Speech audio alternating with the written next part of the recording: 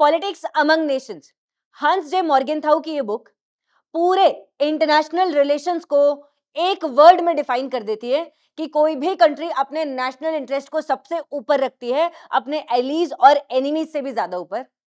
And that's why आप देखो Vietnam 1975 में वॉर के बाद इंडिपेंडेंट हुआ, बड़ी मुश्किल से इन्होंने यूएस को भगाया और कम्युनिस्ट पार्टी ऑफ वियतनाम के द्वारा ये रूल किए जाते हैं। इनके चाइना के साथ लिंकेजेस होना बहुत ही कॉमन बात थी वॉर के टाइम पीरियड पर भी। उसके बावजूद ये चाइना को आज अपना एक थ्रेट समझते हैं और इनके प्राइम मिनिस्टर अभी 3 डे मीट पर जब आए इंडिया में, तब इन्होंने कहा कि इंडिया के साथ हमें सिग्निफिकेंट ट्रेड रिलेशंस को बढ़ाना है और इंडिया की एक्ट ईस्ट पॉलिसी में वियतनाम भी एक क्रूशियल रोल प्ले करेगा। It's not just about this one visit, this one statement, but it's about the number of years जब से वियतनाम ये ट्राई कर रहा है कि वो चाइना के जो इन्फ्लुएंस है उससे बाहर निकलकर इंडिया से ज्यादा स्ट्रेटेजिक रिलेशंस रखे ताकि अपने आप को सेव कर सके। And this is not just about strategy, about geopolitics, it is also about soft power and culture. जब इन फैक्टर्स के साथ कल्चर जुड़ जाता है, जैसे वियतनाम और इंडिया में 2000 साल पुराना कल्चर है, इनकी एक चंपा सिविलाइजेशन थी साउथ एंड सेंट्रल वियतनाम में जिसने बहुत टाइम तक रूल किया and they were very relevant in spreading the Indian culture there. हमारे बहुत सारे बुद्धिस्ट मॉन्क्स वहां पर गए थे, चाहे चाइनीज बॉर्डर से गए हों या फिर डायरेक्टली गए हों लैंड बॉर्डर से। स्पेशली चाइना से तो काफी सारे गए थे, पहले मॉन्क्स इस तरफ जाते थे तिब्बत की तरफ, उसके बाद वियतनाम की तरफ। एंड आप देखो that's why Vietnam is very crucial. इनकी एक लार्जेस्ट सिटी है साइगोंग, जो कि इंडिया के लिए कल्चरल रिलेशंस के लिए इंपॉर्टेंट है, जो कि यहाँ पर मेकोंग रिवर पर बेस्ड है। Again Mekong is the lifeline of South East Asia.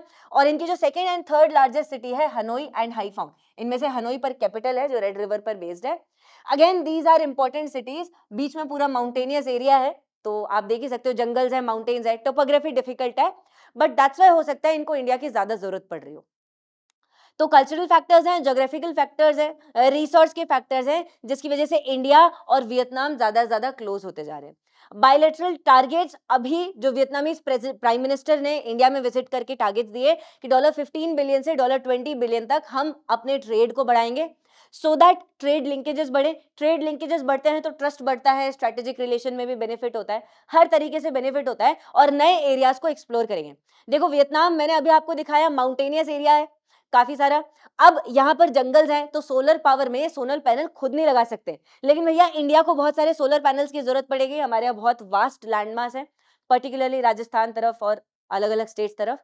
अब इसके लिए चाहिए सेमीकंडक्टर्स का प्रोडक्शन, और आप जानते हो इंडिया इसमें स्ट्रगल कर रहा है, दैट्स व्हाई चाइना के ऊपर डिपेंड करना पड़ता है सेमीकंडक्टर्स। बाय द वे, अगर आपको यूपीएससी के लिए एक सिस्टमैटिक प्रिपरेशन करनी है right since basic to advance level, तो आप इन कोर्सेज के बारे में जरूर इंक्वायर कर सकते हैं। करोल बाग में इंग्लिश मीडियम की क्लासेस चलती हैं, फाउंडेशन बैच है जो जल्दी स्टार्ट होने वाली है। वैसे ही मुखर्जी नगर में हिंदी मीडियम की बैचेस हैं, आप इनकी डेट्स देख सकते हो और डिस्काउंट भी काफ़ी हैवी है, तो इसको भी चेकआउट कर सकते हो। देखिए इस टाइप की जो बैचेस होती हैं इनमें आपके लिए सब कुछ इंटीग्रेटेड होता है, सारे टाइप के फीचर होते हैं, जैसे एसए का फीचर होता है और सीसैट का फीचर होता है, क्योंकि ये दो बहुत डिफाइनिंग है, सीसैट प्रीलिम्स के लिए और एसए मेंस की एग्जाम के लिए, आपके लिए एक अच्छी रैंक के लिए। एंड देन इसके साथ साथ आपको प्रैक्टिस करवाई जाएगी प्रीलिम्स के टेस्ट की भी और मेंस के टेस्ट की भी, दोनों फुल लेंथ और सेक्शनल टेस्ट की, so that you are well versed. एक प्रैक्टिस जब करते हो तो मार्क्स में डेफिनेटली एक बूस्ट देखने को मिलता है। एंड इसके साथ साथ इसमें आपके लिए जो मेंटरशिप का फीचर है वो भी अवेलेबल है। आपको जो भी डाउट हो, अगर आप इन बैचेस को ज्वाइन करते हो तो ऑफलाइन जाकर अपने मेंटर से बात कर सकते हैं और अपना जो कंफ्यूजन है उसको बहुत अच्छे से क्लियर कर सकते हैं। सेम अगर आप दिल्ली नहीं आ सकते, प्रयागराज से पढ़ना चाहते हो, तो प्रयागराज में भी सेम बैच है हिंदी और इंग्लिश दोनों में, जिसको आप ज्वाइन कर सकते हो। सेम फीचर्स हैं और ये सारी चीज़ें वहाँ पर भी अवेलेबल है, including regular interaction with the educators. साथ ही साथ अगर आपको ऐप डाउनलोड करना है फर्दर कंटेंट के लिए तो वो भी आप डाउनलोड कर सकते हो। और इन तीनों कोर्सेज के जो लिंक्स हैं इंक्वायरी के लिए वो वीडियो के डिस्क्रिप्शन में प्रोवाइडेड है और ऐप डाउनलोड करने का लिंक है वो भी डिस्क्रिप्शन में प्रोवाइडेड है। अब यहाँ वियतनाम अपने आप को एक ऑल्टरनेटिव बताने की कोशिश कर रहा है सेमीकंडक्टर प्रोडक्शन में। देखो ये प्रोडक्शन में बहुत अच्छे हैं, जैसे चाइनीज अपना वन पार्टी सिस्टम यूटिलाइज करता है, वियतनाम भी वन पार्टी सिस्टम है। यहाँ चाइनीज कम्युनिस्ट पार्टी है, वियतनाम भी कम्युनिस्ट पार्टी है।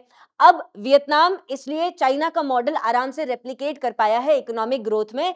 इनके यहाँ पर भी वही सिनेरियो है, बाहर से ज्यादा प्रोडक्ट्स को आने मत दो, अपने यहाँ पर एफिशिएंट प्रोडक्शन करो, और जल्दी से ग्लोबल ट्रेड में अपना एक शेयर इस्टेब्लिश कर लो। That's why Vietnam is very prominent in manufacturing today, और इनके मैन्युफैक्चरिंग बेस को हम यूटिलाइज कर सकते हैं चाइना से डिपेंडेंस को कम करने के लिए। सेम रिन्यूएबल्स के केस में देखो, ग्रीन हाइड्रोजन और इस टाइप के रिन्यूएबल्स को प्रोड्यूस करने के लिए बहुत एडवांस लेवल ऑफ टेक्नोलॉजी चाहिए रहती है, जिसका प्रोडक्शन बहुत एफिशिएंटली करना पड़ेगा। Again Vietnam can be a better alternative here according to the prime minister, not just me. यहाँ देखो फार्मास्यूटिकल्स है, कोविड टाइम पीरियड पर एक्टिव फार्मास्यूटिकल इंग्रेडिएंट्स का इशू बहुत हाईलाइट हुआ था। जब भी आप कोई ड्रग बनाते हो तो आपको एपीआई, उसका जो मोस्ट प्रोमिनेंट, उसका जो बेस बनाता है वो एक्टिव फार्मास्यूटिकल इंग्रेडिएंट ही बनाता है। अब अगर इसी का प्रोडक्शन इंडिया में नहीं हो रहा है 90% से ज्यादा, और वो चाइना से आ रहा है, तो कभी भी हमारी मेडिसिन फार्मा इंडस्ट्री को चाइना ठप कर सकता है वहां से एपीआई के एक्सपोर्ट को रोककर। And that's why we need alternate basis, और यहां भी हम वियतनाम की एक्सपर्टीज को यूटिलाइज कर सकते हैं प्रोडक्शन में। साथ ही साथ इन्होंने बहुत अच्छे एंगेजिंग एंगेजमेंट्स भी किए, जैसे FICCI, federation of Indian chambers of commerce and industry, इन्होंने यहाँ पर एक ऑर्गेनाइजेशन, एक यहाँ पर कॉन्फ्रेंस रखी, जिसके साथ इन्होंने इंडिया वियतनाम बिजनेस फोरम को कंडक्ट किया, और इसमें इंडियन और वियतनामीज बिजनेस ने तो एंगेज किया है, साथ में यहाँ पर प्राइम मिनिस्टर भी आए।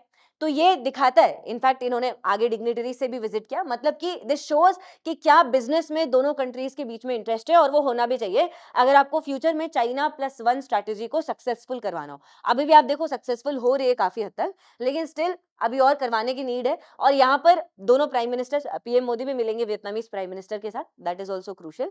अब देखो, क्या इसकी वजह से क्या कोई अपवर्ड ट्रेजेक्टरी है इंडिया और वियतनाम के ट्रेड रिलेशंस में, जिनको हम अभी एज अ प्रूफ यूटिलाइज कर सकते हैं? तो है। आप देखो 2000 में दोनों कंट्रीज के बीच का ट्रेड था $200 मिलियन, और यही ट्रेड अभी 2023 में बढ़ जाता है $14.36 बिलियन से। मतलब उस टाइम पीरियड पर जो ट्रेड 1% था हार्डली, आज के टाइम पीरियड पर 99% है। अभी का 1% हार्डली 2000 में था। मतलब डेफिनेटली ग्रोथ तो हुई है, और जितनी महंगाई हुई है उससे कहीं ज्यादा ग्रोथ है। इस ग्रोथ का रीजन सिंपल है। देखो, इंडिया ने अपने आप को 1990 तक आइसोलेटेड रखा, बाद में सडनली हमें ये रियलाइज हुआ हमारा सोवियत यूनियन का दोस्त टूट गया, तो अब हमें पार्टनर्स की जरूरत है। तो फ्रैंटिकली हमने पार्टनर्स ढूंढे नरसिम्हा राव गवर्नमेंट के टाइम पर 1990s में, और आसियान नेशंस के सेक्टोरल डायलॉग पार्टनर बन गए।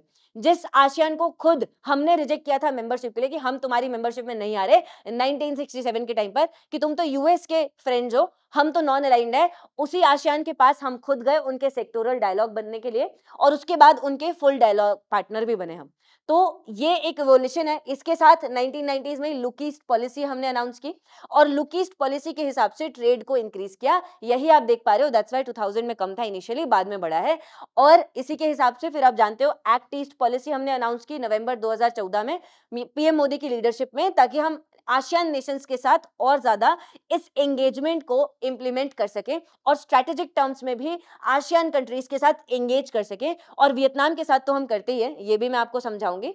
अब ऐसी क्या क्या कमोडिटीज है जो इंडिया वियतनाम को देता है, या फिर वियतनाम इंडिया को देता है?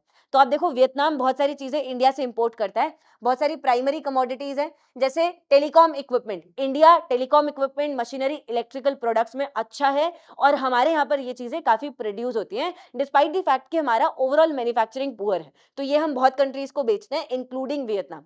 साथ साथ कुछ प्राइमरी आर्टिकल्स भी हैं, प्लास्टिक्स हुए, स्टील्स हुए, ये सारी चीजें हुई, गारमेंट मटेरियल्स हुए। ऑल्दो वियतनाम खुद गारमेंट्स में लीडर है, तो इतना ज्यादा नहीं है products, that's why these are secondary commodities. तो हर टाइप की कमोडिटी में ट्रेड हो रहा है। और वैसे तो वियतनाम हमारे पास कहीं ज्यादा गुड्स बेचता है कंपेयर टू अस, क्योंकि they are more efficient in manufacturing, तो ऑफ कोर्स उनका ट्रेड हमारे लिए ज्यादा है कंपेयर टू हमारा उनके लिए। Still it is crucial. अब यहाँ एक फैक्टर आता है कि आपको चाइना से अपनी डाइवर्सिफिकेशन को इंक्रीज करना है। चाइना आपके रॉ मटेरियल का कंप्लीट सप्लायर ना हो। हर देश को आज के टाइम पीरियड पर ये चाहिए, स्पेशली पेंडेमिक के बाद से, तब से आई है चाइना प्लस वन स्ट्रैटेजी। अब यहाँ इंडिया ये एक्सपेक्ट कर रहा था कि इसका फायदा सबसे ज्यादा इंडिया को मिलेगा। क्यों? क्योंकि इंडिया चाइना के कंपेरेबल है पॉपुलेशन में, इकोनॉमी के साइज में, लेकिन वैसा हुआ नहीं है। बहुत सारे मैन्युफैक्चरर्स वियतनाम शिफ्ट हो गए हैं। और जब निर्मला सीतारमन से पूछा गया ये, तो ताई ने देखो क्या कहा कि ठीक है, वियतनाम के पास कुछ एडवांटेजेस हैं, और चाइना प्लस वन का वियतनाम ने बेनिफिट उठाया, लेकिन वो एडवांटेजेस को हमको नहीं देखना चाहिए।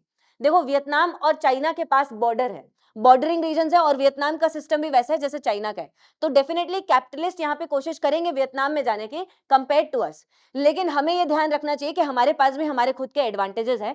इसी फिलॉसफी के साथ मैं आपको आज लीव करूंगी कि देखो वियतनाम कुछ सेंस में चाइना प्लस वन स्ट्रेटेजी में हमारा एक कॉम्पिटिटर हो सकता है, लेकिन क्योंकि दोनों का ही एक कॉमन रीजन है कि हमें चाइना से अपने आप को जो डिपेंडेंस है उसको कम करना है और चाइना के लिए असर्टिव रोल प्ले करना है। क्योंकि साउथ चाइना सी में अगर आज वियतनाम ने अपने जो आइलैंड्स हैं जैसे स्प्रेटली हुआ, पैरासिल आइलैंड्स हुआ, अगर इसके लिए वियतनाम असर्टिव नहीं होता तो चाइना इनके आइलैंड्स भी ले लेगा, धीरे धीरे इनके यहाँ पर और ज्यादा सलामी स्लाइसिंग करता जाएगा।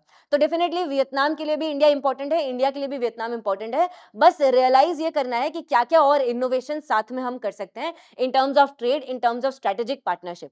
जैसे हमारी ऑयल कंपनीज है, इंडियन ऑयल कंपनीज वगैरह, वो यहाँ पर जाती रहती है। जैसे फूकान बेसिन पर ओएनजीसी गया था बहुत साल पहले, तो इस टाइप से यहाँ पर पूरा पेट्रोलियम का बहुत बड़ा एक रिजर्वायर है वियतनाम की कोस्ट पर, उसी के एक्सक्लूसिव इकोनॉमिक जोन में, जिसको एक्सप्लोर कर सकती है दोनों कंट्रीज। और इसको एक्सप्लोर करके कहीं ना कहीं अपनी डिपेंडेंस ऑयल के टर्म्स में सऊदी अरेबिया, मिडिल ईस्ट से कम करके अपने आप को एनर्जी सिक्योर भी बना सकते हैं और इससे स्ट्रेटेजिकली दोनों क्लोज भी आ सकते हैं। इनफैक्ट रिसेंट टाइम पीरियड में हमने वियतनाम को ब्रह्मोस मिसाइल बेची है, वो इसीलिए भेजी है क्योंकि हमको पता है कि वियतनाम और फिलीपींस दोनों साउथ चाइना सी में चाइना को बैलेंस करने के लिए हमारे लिए बहुत जरूरी है। तो चलिए अब आप बताइए आपको और क्या लगता है, क्या क्या और सजेशंस हो सकते हैं।